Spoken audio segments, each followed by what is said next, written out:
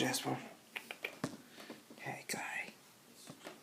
People think Jasper's evil because he hisses at them. Really, he just don't like people coming into his house. He's good to me, though. Are you a good kitty, Jasper? Say hi. Say hi. No, this is not your pet. Say hi to people. Say hello.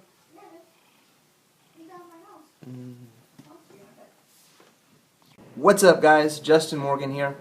And today I want to talk to you about some of my personal opinions on dietary fat and how much you should be consuming, or at least I'm going to show you what I do.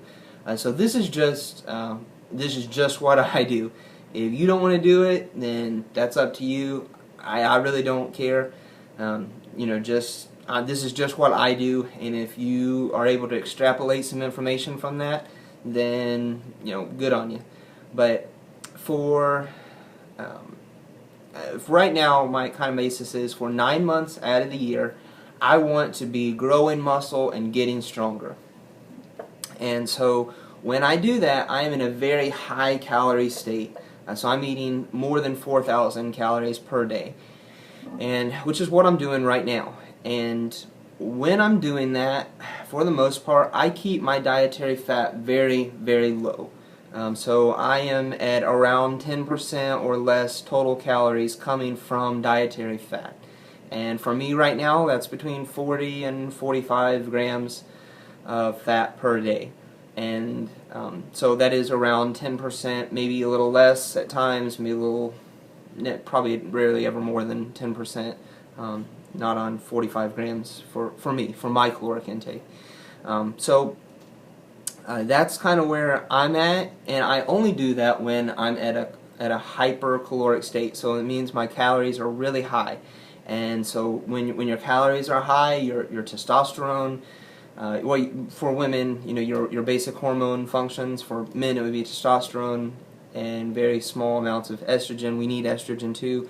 For women, your primary hormone is estrogen, but you also use testosterone as well.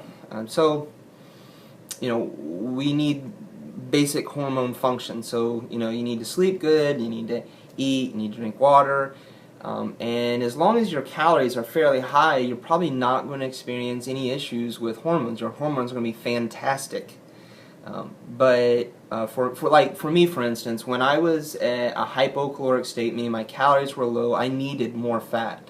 When I was dropping weight, I wanted to move down into the 198 weight class, which I did and was fairly successful in. I don't know if I had to do over again, if I would try to drop into another weight class, but I'm going to wait until January of 2015. I'm just going to stay on the high calories and low fat. And if in January of 2015 I'm not, pretty lean, then, if I'm exactly where I'm at right now, and my strength is dramatically increased, and my weight is approximately the same, I probably won't try to drop weight at all. I'll compete in the 220-pound weight class and be quite happy with that.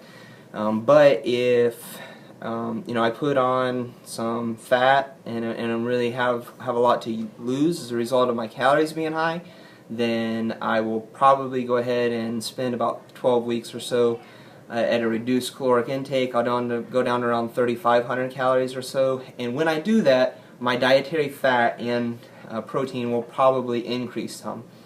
And the reason that I've done that, or that I'm thinking about that, or thinking in that way for now at least, shoot, by the time we get there I might have changed my mind, I don't know.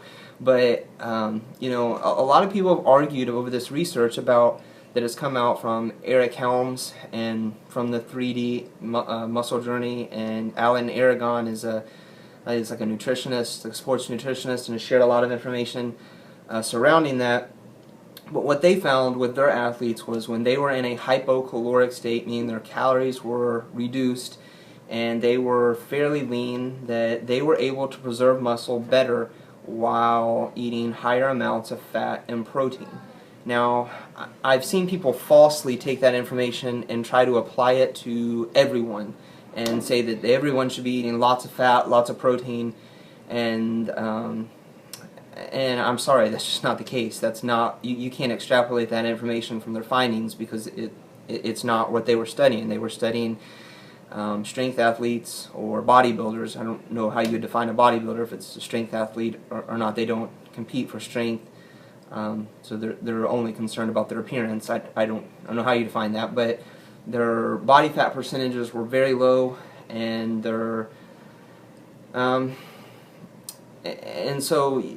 they're at a hypocaloric state, and they're trying to preserve muscle, so they just found that it preserved muscle better that way. For me personally, I'm not planning to get down to 6% body fat. I don't care if you can see striations in my glutes or not. That I'm not going to show you my glutes. It ain't happening. No matter how many of you ask.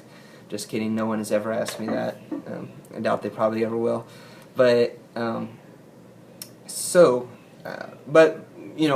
me, I'll probably increase, up to around 60% carbohydrate or something like that. I really don't go by percentages per se, but and then like maybe 15% protein, 20% fat at that time. Right now, I'm pretty much 80-10-10, or less than 10% protein, less than 10% fat, while my calories are high. And just to clarify, I don't just mean that the percentages will go up for fat and protein either. I mean that my actual grams and my actual intake will also increase. So that's just my plans right now. I have tried different things in the past. I have done the ultra low fat fruitarian diet, and I was successful, assuming my calories were high. When my calories did reduce, my sex drive and my ability to maintain, make sure my kids aren't watching, my ability to maintain an erection was not so fruitful. When my calories were reduced down to like 3,500, I was active, I was lifting heavy, and my dietary fat was like 5% or so. That did not work out well for me. And I think I spent a month, dealing with that before I was like, this is not happening. I will probably never try this ever again. But that wouldn't happen if I hadn't have dropped my dietary fat so low. That and my total calories is what I meant. It would not have happened if I had not have dropped my total calories so low. So I don't recommend people going on low-calorie diets for you. For me, 3,500 calories was very low, and increasing my fat at that time did help. It helped solve that problem, so I was able to maintain that, drop into the 198 weight class. I did pretty well in the competition, which I showed you guys on here. Probably should have done that a little bit differently, the way that I cut up that video, but that's neither here nor there. That's it. If you guys have any more questions on the topic that you would like to hear, you can post them in the description box below, and I'll try to get back to them. Thanks. Talk to you later.